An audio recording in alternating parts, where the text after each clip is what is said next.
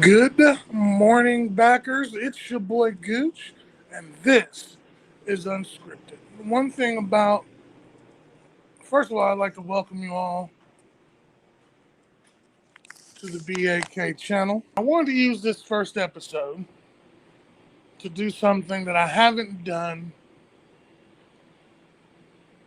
since probably ever, and I wanted to congratulate Brett Veach on one heck of a draft.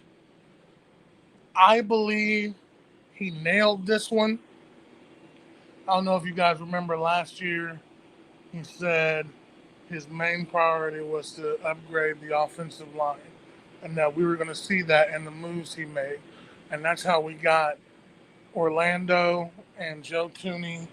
He drafted Creed. Trey fell to the fifth, sixth.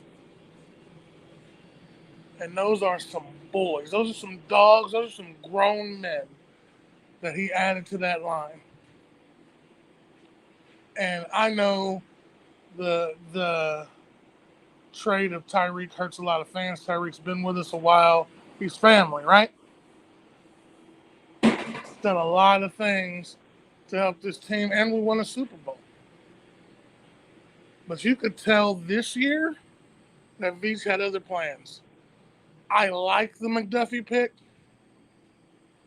He reminds me of a more mature Marcus Peters. I like the Karlaftis pick. Everybody's like, oh, he's got a great motor, but he didn't do this. You have to understand, though, that the motor thing, a lot of people view that as like almost kind of like a diss. Oh, he's got a great motor. What that means is that if our secondary is locking them down, his effort is going to get him into some sacks. He's running 100 miles an hour at camp, and they had to tell him to slow down. I'm not so sure about the Leo Chanel pick, but everybody says that's a good one. He's going to play the Sam, which is going to allow Willie to be Willie and roam. And I actually think they maybe brought another UDFA in that actually can cover tight ends and stuff like that, which, I mean, if he stays, it's only going to make our defense better. And personally, I love the corners and safeties. I can't give them all to you by name. I like the Brian Cooks. I like the Williams. I like that they traded for old boy from the Texans. And I think that the safeties that we drafted are putting Juan on notice too. Now, Ryan and a lot of the other people don't think that, but I think this is kind of telling Juan it's time to step your game up. We want to be great. We're tired of having Patrick carry us. You know what I'm saying? So we need to be able to support, if not take the lead some games. We've had the schedule released, and I think me and the boys did Midnight Madness, and we did our picks, and we may revisit that during the after the preseason. But already the pundits are saying they don't see 11 wins. Not at all. Having the toughest schedule makes it tough, but I think we can do it. But this isn't about that. This is about applauding Brett Veach for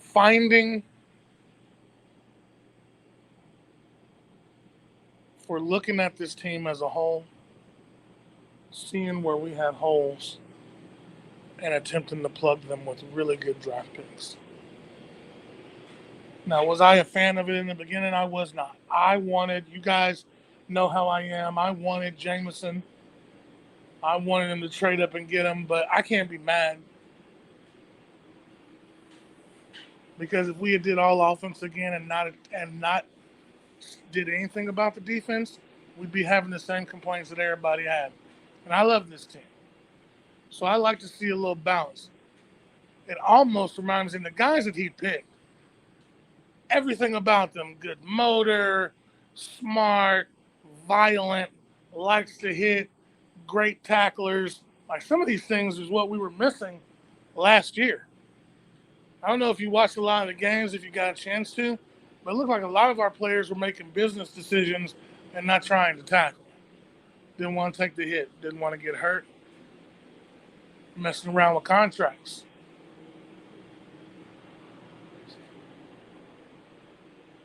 But this is really all the time that I wanted to take at this one. I just wanted to applaud Brett Veach and say, masterfully done, sir.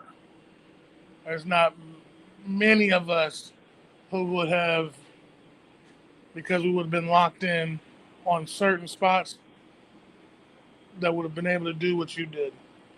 Make picks, get more picks, trade back. I know Sky Moore isn't Tyreek Hill, but he's going to help. He runs the 4-4. And I want to make note to fans. I want to say something to fans. Whether you're a backer or you're a rogue head, if you're watching us for the first time, Tyreek Hill wasn't Tyreek Hill when he came out of OSU. And Sky Moore isn't going to be Tyreek, but I think he's going to have the ability to do a lot of things that Tyreek did. And if you think about it, we are so much more well-balanced with MVS being able to go deep. He's not 4-3 like Tyreek, but he's 4-4. Juju over the middle, Sky Moore in the slot, Travis doing his thing, finding the soft spots in the zone, Mahomes being able to throw the ball around. I mean, I don't know if you noticed, when things got tight, Mahomes, even though he liked Pringle, loved DeMarcus and all that, if you noticed that when things got tight, he didn't look there. And I think a lot of that is why we got stifled in the AFC Championship game, because things started getting tight. Mahomes got to who he trusted, or tried to go to who he trusted. Either way, good morning to you all, good afternoon, good evening, wherever you are. We are Back Talk. We're the Back Talk Bros. It is me, Keys, and Aaron. We are still RGR. We're still going to be RGR. We appreciate any of you who come over to look at our content. Please like, share, and subscribe. This is the first episode of Unscripted. There will be many more. We have many more shows for you. We appreciate you. Have a great day. This is your boy Gooch. I'm out.